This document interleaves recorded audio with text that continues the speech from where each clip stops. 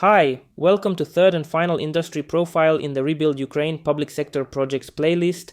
In this presentation, we will look at Ukraine's energy sector, its structure, the trade associations, the major companies, government regulation, and development prospects. You will learn how the country's energy sector has changed as a result of the war, what challenges exist, and what opportunities exist for future recovery. If you are active at all in this sector, this presentation should give you an excellent introduction to the business opportunities that exist now and for the future in Ukraine. Let's first take a look at the main energy sectors. Ukraine's energy sector is represented by several key sectors.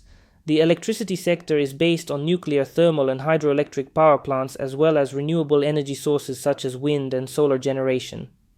The gas sector includes gas production, transportation, and storage, which is strategically important for the country's energy security. Coal generation remains critical for industry and heating, although its share is gradually decreasing. The energy infrastructure ensures the balancing and transmission of energy, both domestically and to foreign markets. An important development here is the increasing integration of Ukraine's energy network with that of the EU. This is particularly important with regard to connections to the EU's electricity grid. In the next slide, we'll look at the key market and production volumes. Before the full-scale invasion, Ukraine produced over 156 billion kilowatt-hours of electricity annually. The largest share of this was provided by nuclear power plants, over 55% of total production. Gas and coal-fired thermal power plants accounted for about another 29%. The war significantly reduced total electricity production, dropping it by 27.5%. Gas production also dropped by 7%. And coal production fell to almost 16 million tons in 2023.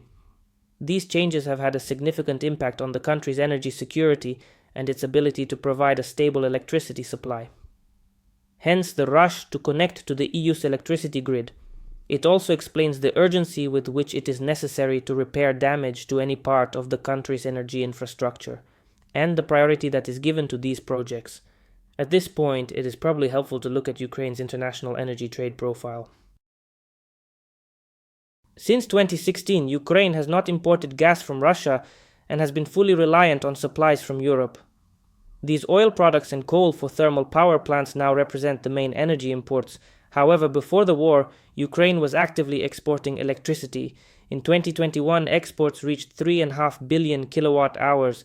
However, due to the hostilities and damage to infrastructure, the energy balance has changed, and since 2024, Ukraine has become a net importer of electricity and other energy products. To help reduce the amount of electricity imported, the government is incentivizing a move towards a greater use of renewable energy. Apart from anything else, this would reduce the need for imported energy. On the next slide, we will highlight the main power and energy industry associations. From this, you will see the growing importance of renewable energy. As you can see, the key industry associations are those listed here: the Ukrainian Liquefied Gas Association, the Ukrainian Oil and Gas Association, the Ukrainian Wind Energy Association, the Ukrainian Association of Renewable Energy, the Solar Energy Association of Ukraine, and the European Ukrainian Energy Association. As I mentioned, the growing importance of renewable sources of energy are reflected in the three renewable energy associations listed here. Links to all of these are included in the description below. Or if you would like us to introduce you to them or any other industry association, just send me an email. On the next slide, I'll list the main energy companies. The main players in the Ukrainian energy market are represented by both state-owned and private companies. Naftogaz of Ukraine controls the gas sector, providing most of the gas production and storage.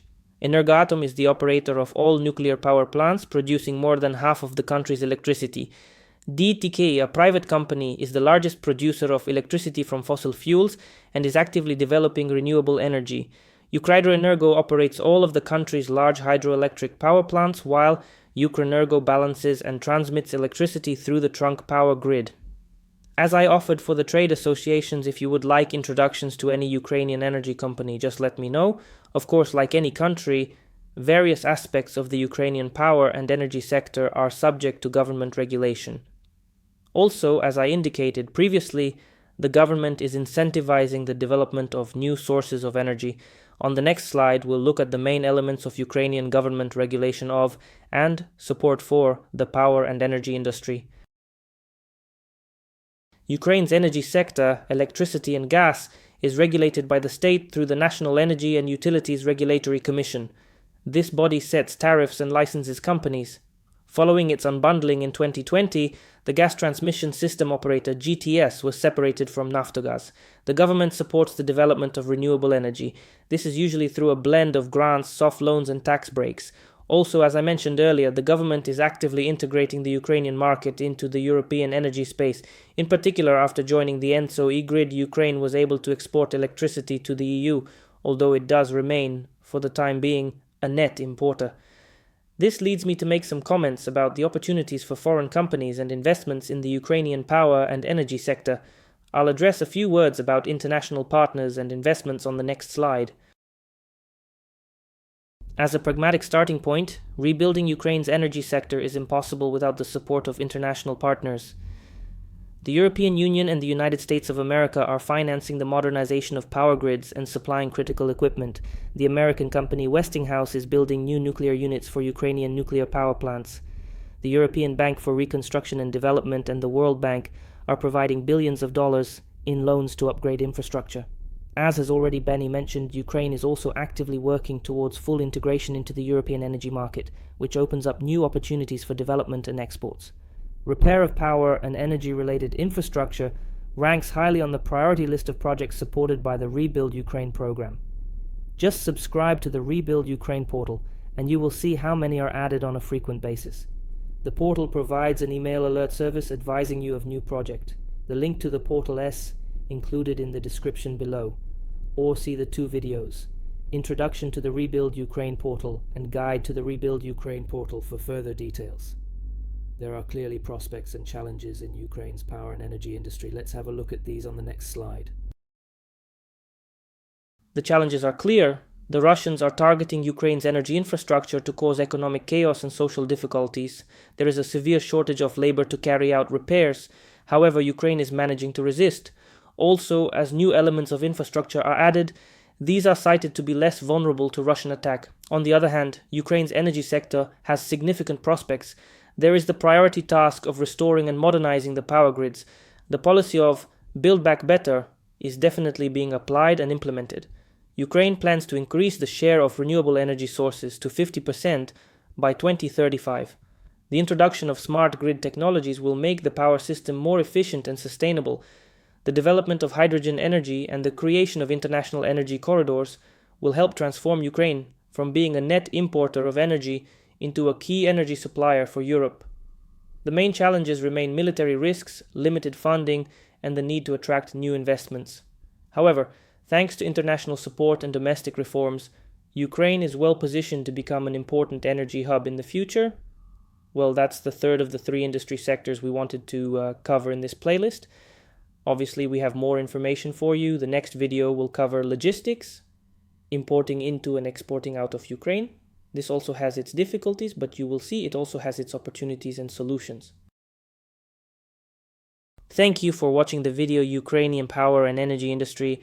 I hope that you found this interesting and useful. If you did, it would greatly help us if you could click on the like button and subscribe to our channel to stay updated. Also, please share this video and playlist with your colleagues and business contacts. I would really appreciate that. Above all else, remember ICC Ukraine and our partners are here to help. My contact details are available on this slide and in the description below. My name is Oleksiy Kozhanov. Together we can build a better future. I look forward to hearing from you.